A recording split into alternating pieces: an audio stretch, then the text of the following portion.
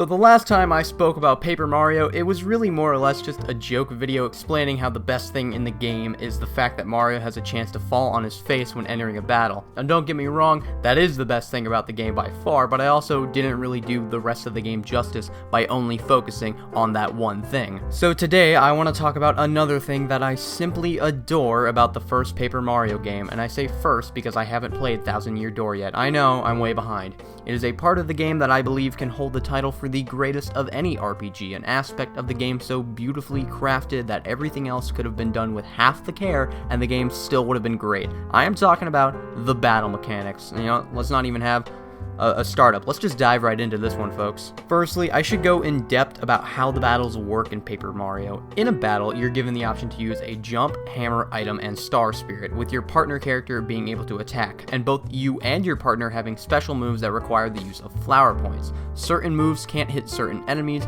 jumps can't attack anything with spikes, and hammers can't hit anything airborne, and this rule also applies to your partner. Mario can block enemy attacks as well as perform action commands to attack for extra damage. And I know it wasn't a lot, but that's basically everything without going into extreme detail. Now, on a surface level, the way I just described the battles might make them seem like more of a bore than anything else, but the battles are very complex in their simplicity. The battles never really become a mash A to win, and will only step into that area when fighting simple enemies you've already defeated before. But the player is constantly given new enemies to fight and learn their attacks, which keeps the gameplay fresh and interesting, as well as keeping the player invested to keep playing. No matter what part of the game you're in, there is always something new to do in battles. Along with new enemies being added, like I said before, Mario will gain new partners over the course of the game, which all have their own different ways of attacking, and star spirits grant Mario powers that either support him by healing him, or buffing his flower points, or hurting the enemy. The addition of the action commands with blocking and attacking really do go a long way. They take what would otherwise be, honestly, just run-of-the-mill battles and add this whole layer of depth.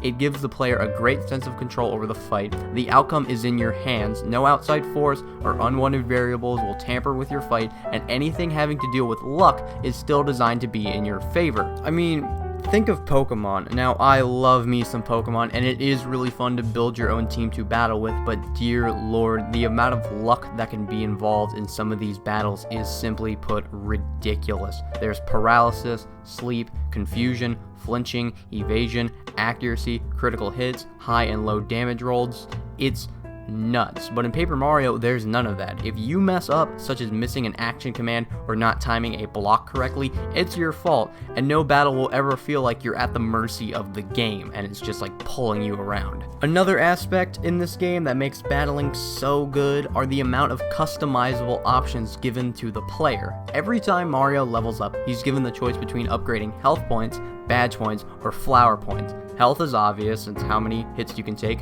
Flower points, as mentioned before, is used for special moves, and badge points determine how many badges can be used. Badges are an amazing feature in Paper Mario. They give Mario access to new moves he can use. They can give him more health, more attack, more defense, and loads of other stuff. But with the badge points, you have to be strategic in which badges you want to use. Some badges may only require 1 badge point, others may require 3 or more. It goes up to like 7 sometimes, which adds another fun layer of strategy to the game, as well as encouraging multiple playthroughs. Maybe in your first run, you equip badges that make Mario a high attacker, but in the next run, you could give him badges that make him more defense oriented, give him a ton of special moves, maybe a little bit of everything. The options are nearly limitless when it comes to deciding what you want to use. Partners are also a really great addition, with 8 in total and each having their own way of attacking enemies, as each having their own special moves.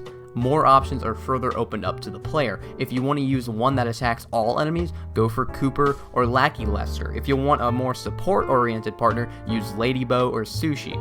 Each partner is fun to use in their own right, and I could find a legitimate reason to use all of them consistently. The boss fights are great too, with each adding a little trick on how to defeat them more easily. Hey, easy, that's me. With King Goomba, attack the tree first. When fighting the Piranha Plant, use Sushi's water-based attacks. It's another way the game keeps the battle new and exciting, and there seriously isn't a single boss fight that I can't say was bad. My final point, and this one is just kind of a mini thing, but I really like how the the battles take place right where they happen on the overworld. That's always been something I really appreciate in RPGs. Like when fighting the Koopa Bros, instead of just fighting them in a gray room that has like nothing in it, you fight them on the bridge that you confront them on. It's not a deal breaker to me when RPGs just have the battle take place in Purgatory, and they only really do that due to hardware limitations, but I still really like the look of it. In conclusion, the battle mechanics in Paper Mario really are some of the best in RPGs. With so many layers and moving parts, the game constantly gives the player new things to experience, and by extension,